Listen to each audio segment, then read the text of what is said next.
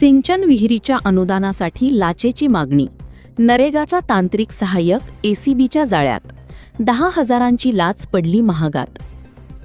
मंजूर विहिरीच्या उर्वरित अनुदानासाठी 15,000ची लाचेची मागणी करून 10,000ची लाच स्वीकारताना रोजगार हमी योजनेच्या तांत्रिक सहाय्यकास धुळे लाचलुचपत प्रतिबंधक विभागाने रंगेहात पकडून कारवाई करीत गुन्हा दाखल करण्यात आला आहे. नितीन नारायण वारकर, वय 52, कार्यरत पंचायत समिती साक्री, राहणार Bahubali Nagar, plot number 52, Sakri road, Dhule असे लाचखोर तांत्रिक सहाय्यकाचे नाव आहे. या कारवाईमुळे धुळे जिल्ह्यात एकच खळबळ उडाली आहे.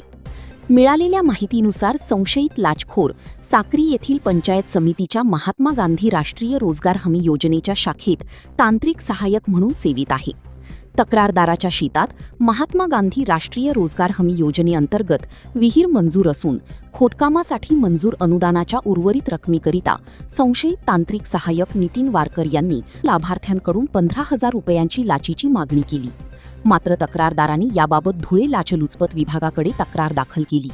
दाखल तक्रारीची पडताळणी करून पथकाने सापळा रचला असता तडजोडीअंती तक्रारदाराकडून 10,000 रुपये स्वीकारताना नितीन वारकर यास पथकाने रंगेहात ताब्यात घेतले.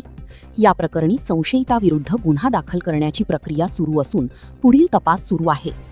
सदरची कारवाई वरिष्ठांच्या मार्गदर्शनाखाली धुळे लाचलुचपत प्रतिबंधक विभागाचे पोलीस उपअधीक्षक सचिन साळुंखे, पोलीस निरीक्षक यशवंत बोरसे, पद्मावती कलाल यांच्यासह पथकातील राजन कदम, मुकेश अहिरे, संतोष पावरा, प्रवीण मोरे, मकरंद पाटील, प्रवीण पाटील, सागर शिर्के, प्रितेश चौधरी, चंद्रकांत सैंदाणे, रेश्मा परदेशी केली.